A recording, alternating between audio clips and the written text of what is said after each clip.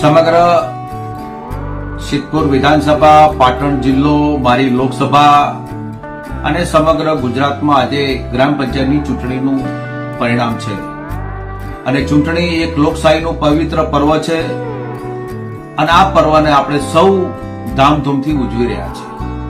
આજે મારી આપ સૌને બે હાથ જોડીને અપીલ અને વિનંતી છે કે જે કોઈ પરિણામ આવે તે પરિણામ સ્વીકાર્ય હોય છે અને જે કોઈને પરિણામમાં વિજેતા થાય અને કોઈ હારનો સામનો કરવો પડે, બંને એક ગ્રામ પંચાયતના વ્યક્તિઓ હોય છે, ગામમાં હળી મળીને રહે, એકબીજાને સમોળ રાખે. પરિણામ એ કુદરતના આધીન હોય છે. પરિણામ જે આવ્યું છે એને લોકશાહીનું એક પર્વ છે, એ પર્વને તમે આપ સૌ મનાવો અને સાથે સાથે કોઈ પણ પ્રકારનો વાદ વિવાદમાં ન પડો.